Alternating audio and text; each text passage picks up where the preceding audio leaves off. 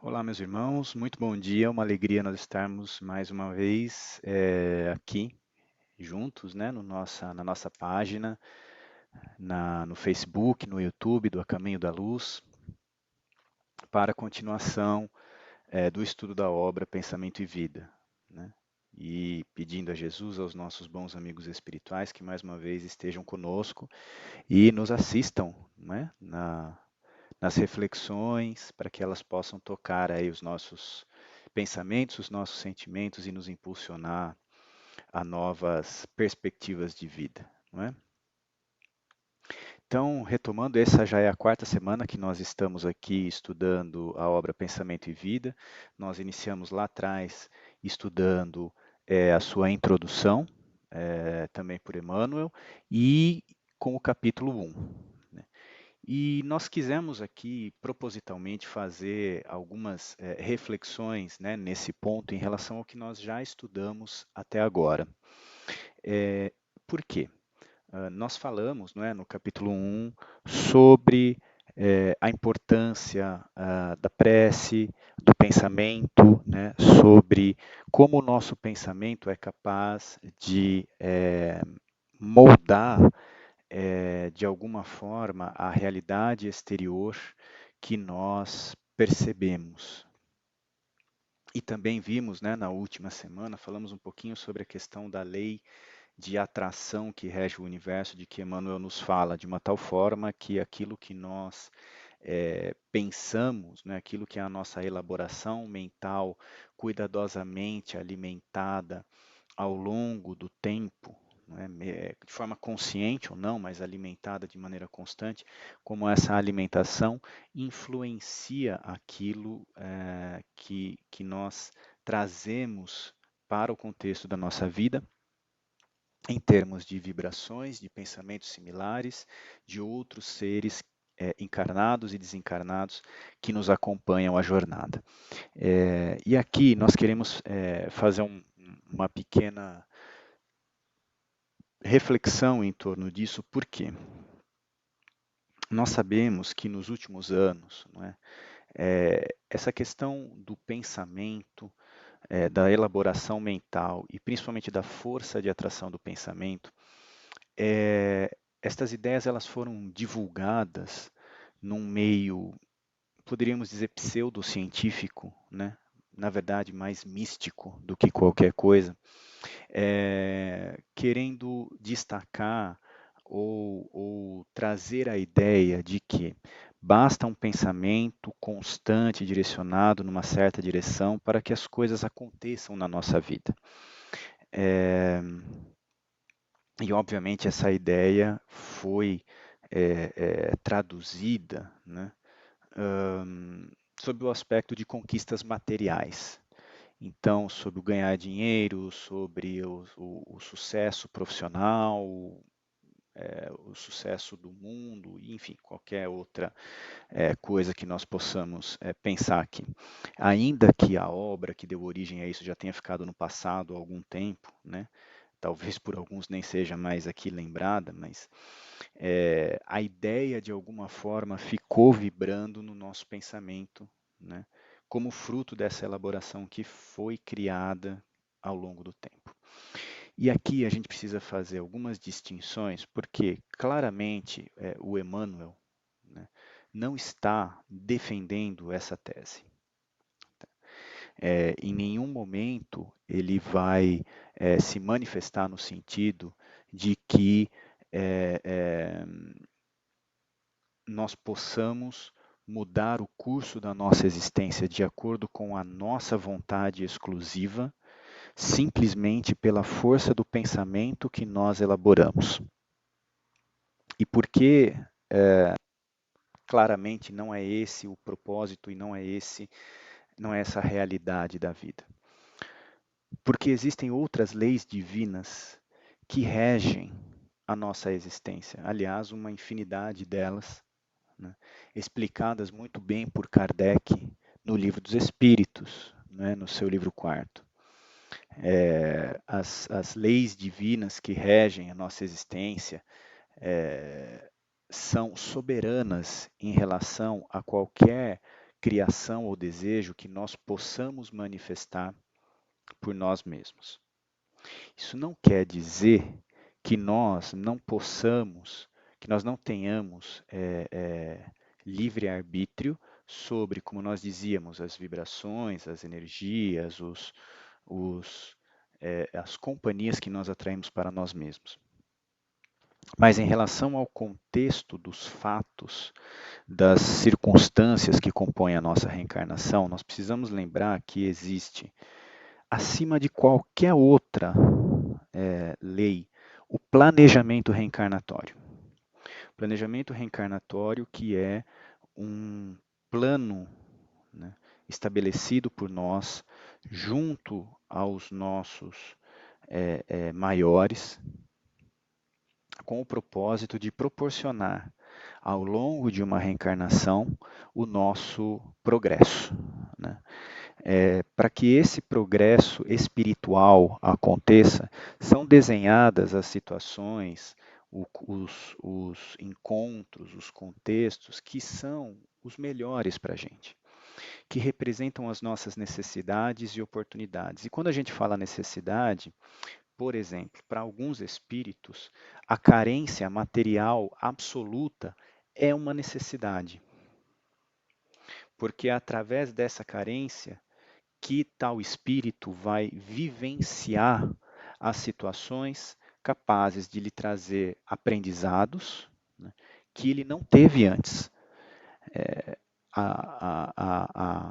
Cada contexto de vida, né, a pobreza extrema, a riqueza extrema, os graus no meio do caminho, nos proporcionam aprendizados únicos. O mesmo a gente poderia dizer daqueles que constituem famílias, famílias grandes, daqueles que não conseguem constituir uma família, não conseguem encontrar um companheiro ou uma companheira numa reencarnação, e os graus no meio. Aqueles que desejam ter filhos, eventualmente, e não conseguem, né? Aqueles que não têm irmãos e gostariam de ter irmãos, e assim por diante. Ou seja, existem uma série de contextos. Cada um deles vai proporcionar um aprendizado específico de acordo com as características daquela encarnação. Nós estaremos, como regra, durante toda a nossa vida, ligados às energias, né, deste planejamento reencarnatório constituído. Podemos fugir dele?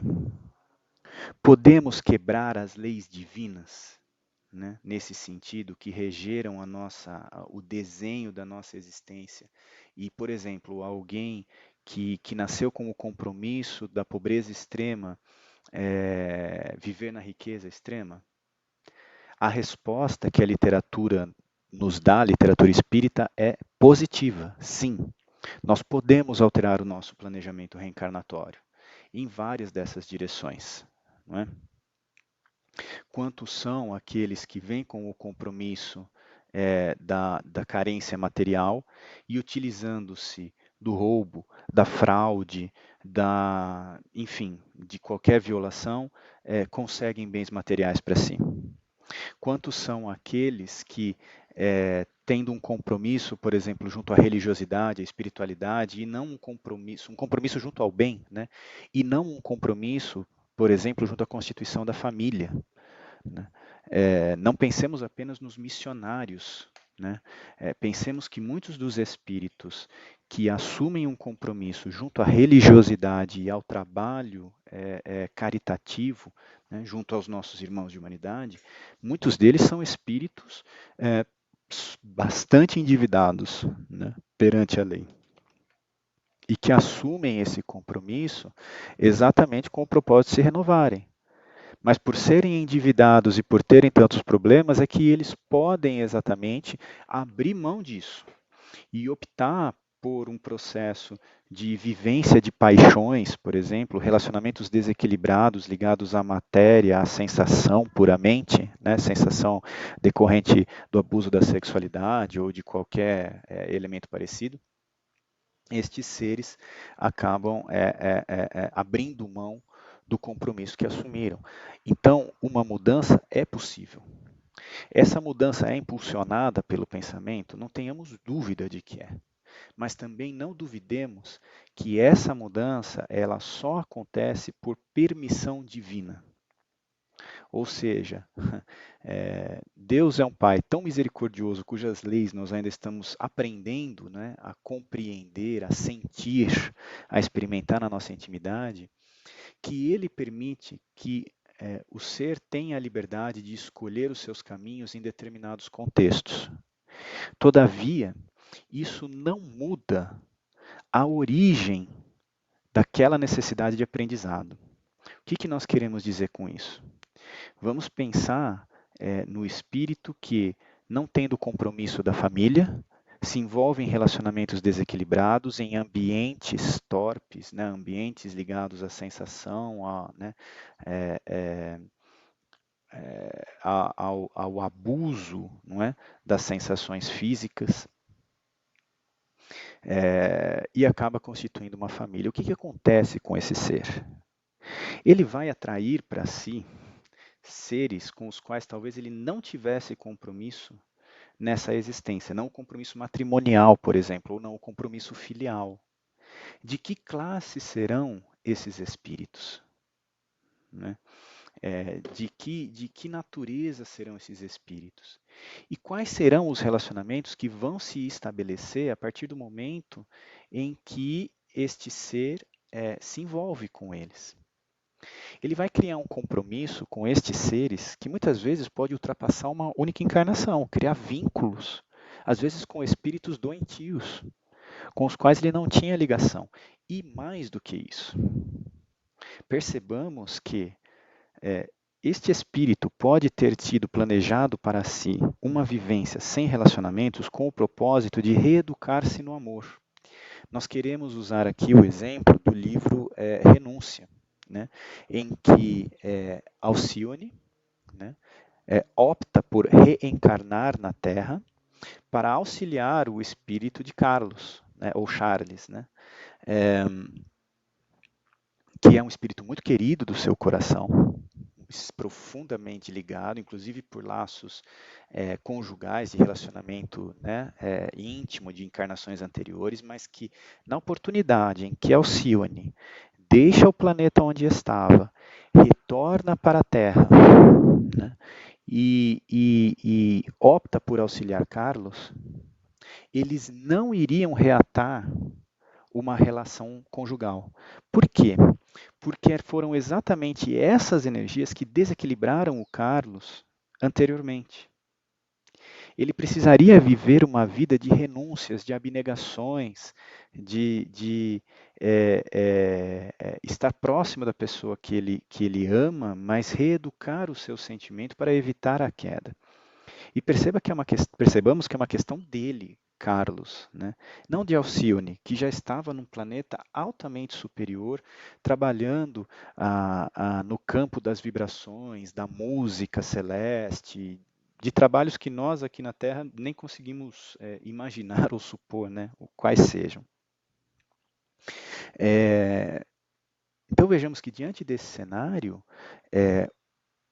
o que acontece no livro, né, e a gente convida a leitura, a obra Renúncia é belíssima, certamente um dos romances mais belos, né, de Emmanuel, e não apenas do ponto de vista da estética ou da história emocionante, né, que também estão lá, mas do ponto de vista do aprendizado espiritual profundo que existe quando a gente observa a vivência desse espírito Alcione na Terra, né, numa condição em que ela não precisava mais estar, a que ela se sujeita em nome do amor a um ser e da vivência de um ser dessa estatura, dessa hierarquia na Terra, nessa condição. É uma leitura que a gente recomenda.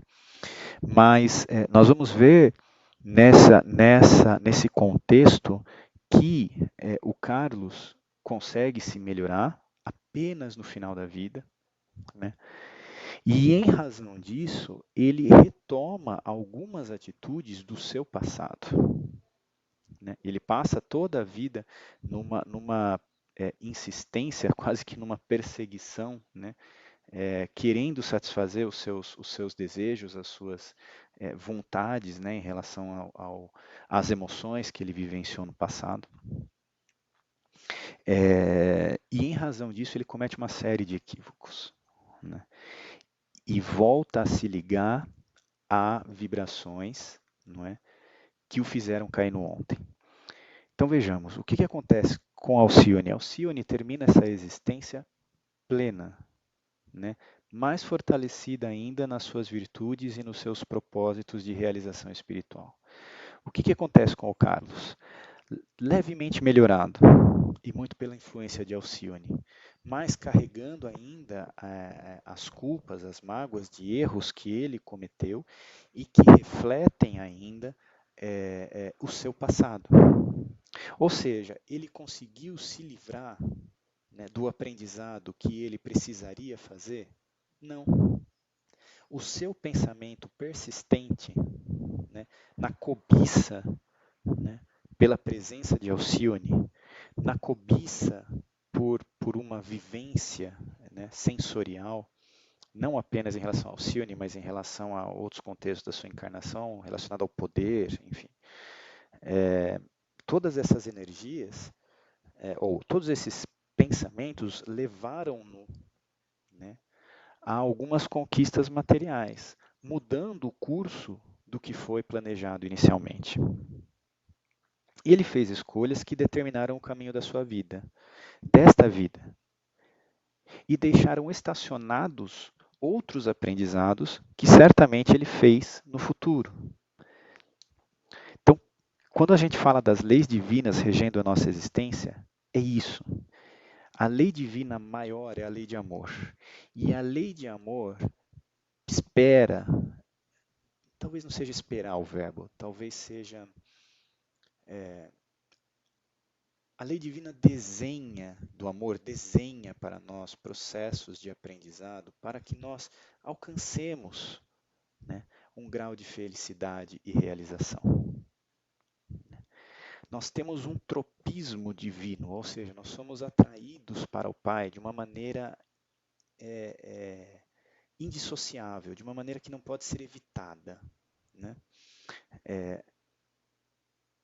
Portanto, dessa forma, esse caminho nós não temos como fugir.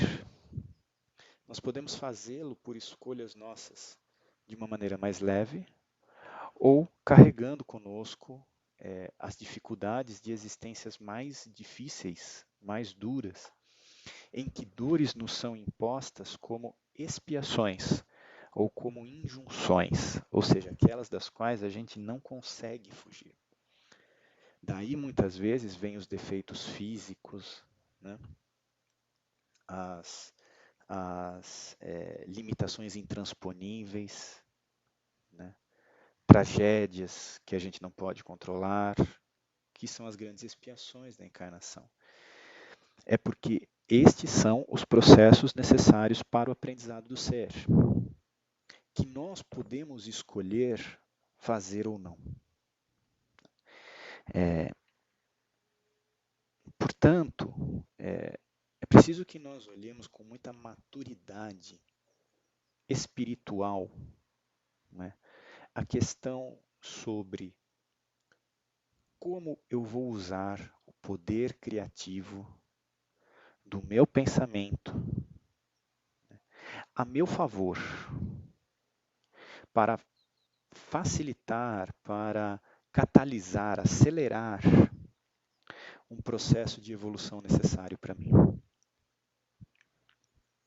O que a humanidade captou, né, e como tem usado esse conhecimento sobre o poder, né, do pensamento, da elaboração mental, né, para a matéria, é uma mostra de imensa infantilidade espiritual, de uma incapacidade de percepção de que nós somos espíritos. É com o objetivo de proporcionar vivências materiais dentro do que são os sonhos de realização e de progresso da humanidade ao longo das eras, né? Sonhos que se revelam ilusões, a cada vez que nós batemos a porta do túmulo e retornamos para a vida espiritual, né? E novamente nos lembramos da relatividade que nós temos aqui na Terra e do pouco valor que nós atribuímos às pequenas conquistas espirituais que fazem parte do contexto da nossa reencarnação. Às vezes de uma maneira tão silente que a gente nem se dá conta delas, né? De uma maneira tão discreta que nós passamos uma reencarnação sem nos dar conta de que estamos tendo oportunidades de aprendizado e progresso que estão passando por nós. É essa ilusão que leva a este conhecimento místico, né, do uso, né, das nossas faculdades espirituais sublimes, sagradas, do pensamento, da vibração, para conquistas materiais. Já para nós espíritas, né, este conhecimento que uma obra como Pensamento e Vida nos proporciona, ela é um conhecimento que deve ser libertador. E por que libertador? Porque ele demonstra que nós somos capazes de realizar as reformas espirituais mais sagradas, mais difíceis talvez para nós, né? Mais complexas, começando, iniciando, partindo da nossa mente, do nosso pensamento. De uma tal forma que, se nós acreditarmos que somos capazes de realizar este progresso, se nós elaborarmos um pensamento sintonizado, né, a este progresso que nós queremos realizar, se nós utilizarmos da prece, da vibração, do pensamento frequente nas altas esferas, né, de vários recursos que nós temos para nos alimentar de energias que muitas vezes não são nossas. Percebamos esta força, né, do poder de atração do pensamento para nós. Quando eu elaboro uma prece, eu entro em sintonia e consigo trazer para mim, para dentro de mim, vibrações das quais eu ainda estou infinitamente distante, que são as vibrações dos bons espíritos, daqueles que já se encontram nas mais altas esferas, né? Eles generosamente, né, ouvem-nos as preces, ou seja, percebem o nosso pensamento, poderiam não perceber, né, dado o grau em que se encontram, mas como tem o pensamento vibrando no bem, ouvem-nos, atendem-nos. E isso não é porque eles querem, não é? É porque eles estão sujeitos a essa lei divina, não é? Que diz que o bem, né, que rege, que o bem perpassa a humanidade, perpassa o universo, onde quer que ele se manifeste. Então percebamos o poder que nós temos em nossas mãos. Se eu não sei como fazer uma ação no bem, por exemplo, se eu tenho um parente difícil, eu sei e eu quero fazer o bem para ele, mas eu tenho uma dificuldade no meu sentimento, no meu coração e até na minha compreensão. Porque muitas vezes a nossa imaturidade, infantilidade espiritual nos impede de perceber como é o bem, qual é o bem que eu posso fazer naquela situação. Eu tenho um recurso e uma ajuda da experiência, da vivência e da vibração destes irmãos, destes companheiros que vivem em altíssimas esferas e cujos pensamentos eu posso alcançar por força de uma prece que eu faça, de um pensamento constante, frequente, sincero que eu lhes dirija, com o sentido do bem, né? Então, percebamos, não é, as ferramentas espirituais que nós temos, não é, os recursos que nos são postos na mão e que essa obra, Pensamento e Vida, está colocando diante de nós, né? Não é pouca coisa, né? São recursos fundamentais. E por isso, né, para a gente terminar, a gente quer trazer hoje os últimos parágrafos, não é, que o Emmanuel nos traz aqui neste capítulo 1, e dentro dessa perspectiva que nós vimos falando até aqui, né? Então, percebamos o que ele nos diz aqui no final, né? Ninguém permanece fora do movimento de permuta incessante. Respiramos no mundo das imagens que projetamos e recebemos. Por elas, estacionamos sob a fascinação dos elementos que provisoriamente nos escravizam, e através delas incorporamos o influxo renovador dos poderes que nos induzem à purificação e ao progresso. Olha que coisa fantástica, gente. Nós incorporamos, quer dizer que nós trazemos para nós, passa a ser recurso nosso também, por força das imagens que nós projetamos, né? O reflexo mental mora no alicerce da vida. Refletem-se as criaturas, reciprocamente, na criação que reflete os objetivos do Criador. Ou seja, Emmanuel está desenhando para nós, né, um sistema de vida em que os bons espíritos refletem, né, os espíritos puros como Cristo, refletem os objetivos de Deus, percebem, né, por isso Jesus nos dizia, eu e o Pai somos um. E ele vem refletir para nós como um espelho, né, é, é, esses objetivos, esses desejos do Criador, do Pai. E nós, por nossa vez, né, operando neste campo da sintonia, podemos refletir o que o Cristo nos disse na Terra. Nós podemos ser os anjos do Cristo na Terra. Nós podemos exercer o papel de consolação, de apoio, de amparo para todos os que nos cercam na Terra. Por que não fazemos? Pelos nossos tormentos, não é? Por nós pensarmos primeiro em nós mesmos, no nosso egoísmo e nas nossas conquistas e desejos materiais. Isso nos tolhe, né, nos encurta o campo de percepção das ideias do Cristo, né, e, portanto, nós não conseguimos refleti-las. É como se nós fôssemos um espelho. E quando nós deixamos falar os nossos sentimentos ainda inferiores, ainda doentes, né, nós nos situamos num campo como se fosse um espelho que vai reduzindo o seu campo de reflexo. Né? E nós vamos cada vez menos recebendo a luz do Cristo nesse espelho e, portanto, sendo capazes de refleti-la. O único caminho para nós mudarmos isso é buscarmos o pensamento de Jesus. Né? Para quê? Para que nós consigamos ser na Terra reflexos de Jesus, de maneira consciente. De tal maneira que quando eu entrar numa conversa, quando eu entrar num diálogo, quando eu entrar em relação com qualquer pessoa, com meus filhos, minhas filhas, meus pais, né, meu pai, minha mãe, com meus parentes, com meus amigos, com os meus colegas no trabalho, com as pessoas na rua, não é? Com um servidor público, com uma pessoa trabalhando no supermercado, na praça, um desconhecido na rua, né? Eu ter a atuação consciente de que para esse ser eu posso ser um anjo de consolação. Eu posso servir-lhe naquela hora de acordo com o que ele está precisando.